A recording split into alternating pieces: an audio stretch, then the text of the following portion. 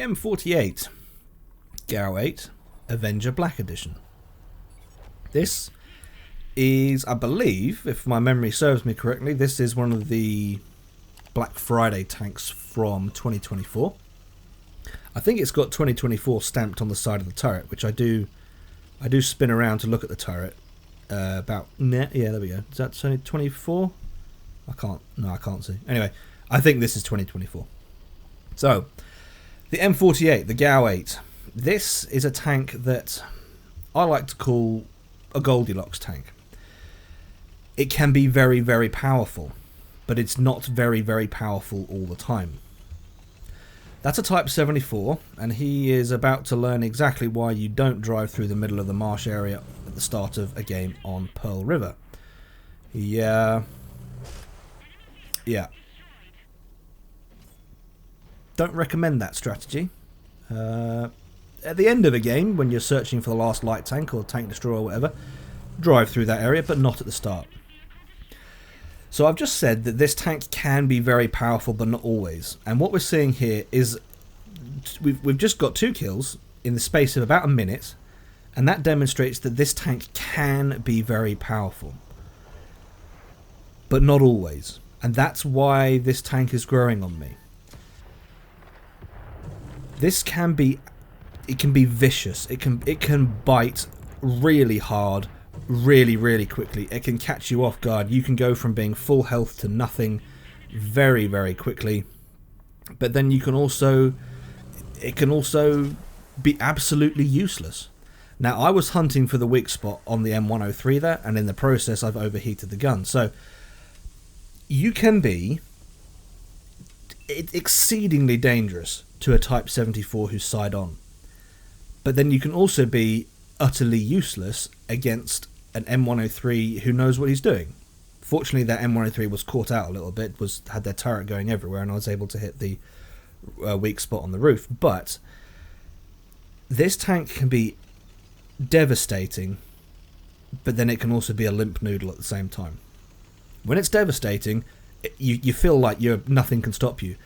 But when you're a limp noodle, your gun can't penetrate everything, and in your desperation to try and get some damage or prevent a tank advancing on you, you overheat, and then your gun's out of the game for 20 seconds. And then there's the armor. You're an M48 hull essentially, or an M60 hull. I think it's M48 hull. And you've got no armor. The armor won't hold up. So it's a Goldilocks tank. Things have to be just right. And as of this recording, I was playing this tank again last night, and I got 11,000 damage in it. So it can be absolutely tremendous. It can annihilate teams. But then in the same evening of playing, I had a game where there were 7 or 8 tanks in front of me, and I couldn't pen a single one of them. And I only did 400 damage, I think it was, that game. So that gives you an idea of what this thing is like to play. It can be incredibly good, and it can be amazingly bad at the same time. Now, if my memory serves me correctly, I wasn't very complimentary of this tank when it first came in.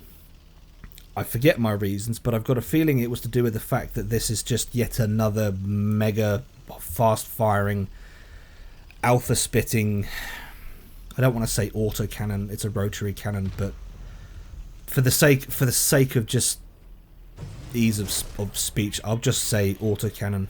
Forgive me, guys. It was just another autocannon in the game. The Weasel had I think the Weasel was just out or around that time. I can't remember. But I don't think I was very complimentary of this.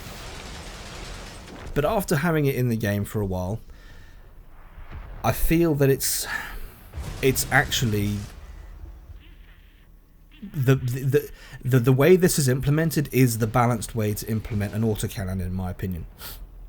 Even though it's the rotary cannon, which shouldn't have the overheat mechanic because it's the rotary cannon, it's balanced fairly well. I can do immense amounts of damage, but I can only do it in controlled bursts because the gun will overheat so quickly. And there we go. We've got a top gun. So, that's a demonstration. These 2 games, I'm going to show you 2 games here. These are both top guns. But these are demonstrations of just how powerful this thing is. I really like the way this is balanced. It doesn't feel overpowered. It doesn't feel broken. Because, in my opinion, you have to work for those moments, and the enemy team has to screw up to an extent. I mean, the game I played last night that I've mentioned before, the 11,000 damage game, it was on Desfall, I went to the centre town from the south spawn, and for whatever reason the enemy team pushed around the centre city island and stayed in the low ground, and I was in the high ground in the middle, and I thought to myself, what are they doing?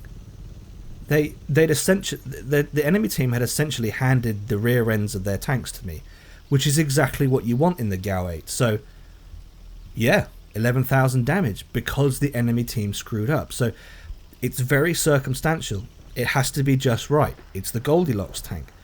Things have got to be just right for this thing, and when they are, it feels amazing. But again, when things aren't going very well and the enemy team is 7 or 8 tanks ahead of you and you can't penetrate any of them, you're like, yeah. So again, here, Leopard 1A5 can't go through the front of him. I'm effectively useless. I've got to be more careful, more sensible about my shots. But anyway, let's take a look at the GAU 8. Let's take a look at the stats for this thing. So, one thing to bear in mind here, which is why, and this demonstrates why I say to people, you have to suspend reality when you look at this game. I know there's a lot of fans of this game that have been involved. You know, some fans of this game have actually been employed by tank manufacturers, so they know the details of the real tanks very, very well. And those people are very, very passionate about the tanks that are in this game. But unfortunately, the way this game is implemented means that we kind of have to suspend reality. And here's an example of what I'm talking about. So, the GAU 8. The weapon in this tank is the GAU 8 rotary cannon. That's the same rotary cannon that's in the A10 Warthog, the Thunderbolt. Is it Thunderbolt? I think it's the Thunderbolt. The A10. The tank, the famous American tank busting aircraft.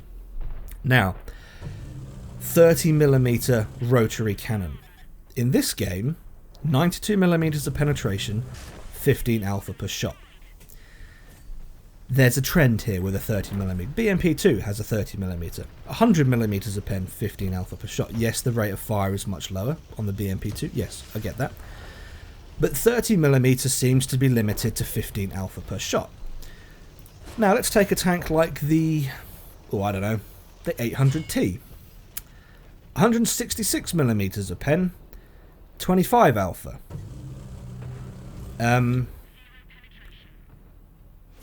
Hey? You what?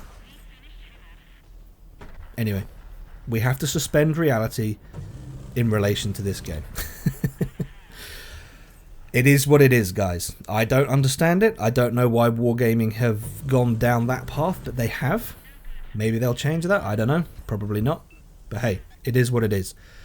So despite this thing having an immensely powerful weapon system in reality, there I've overheated it again, we have very low alpha per shot and we have very low penetration per shot. And that is kind of why, that's one of the elements to this tank and this weapon system and the implementation of it. It's one of the elements that makes this balanced, in my opinion, because you're not penetrating every shot, you're not shredding every single thing that you come up against. You've actually got to play this sensibly. And this game right here, I'm on 4 kills, but again, a bandit from the front isn't the easy. You can pen it, it's not guaranteed, but he spun around and he turned around. He gave his side to me, his rear to me, sorry, and there's the kill. Now here we are. There's the demonstration of what I mean by this tank can be utterly useless. T55 side on, couldn't pen him, but fortunately he rams me, which means that was my 6th kill. And there's another Top Gun, but it's a defeat. So, there you go, guys. The GAU 8. It's a good tank. 2 Top Guns. You can do very well in this thing. But it's the Goldilocks tank. It needs things to be absolutely perfect. Things need to be just right for it. And that's why I like it. It's not a handout. It's not free damage. It's not just hold the trigger and there's the damage rolling in for you. It's not RBRT. You actually have to work for it. And that's why I like this tank. Okay folks, that's all I've got for this one. Let me know what your thoughts are on the Garrow in the comments below. If you've enjoyed this video, please leave it a like, if not a dislike. Subscribe if you haven't already, and I'll catch you in the next one.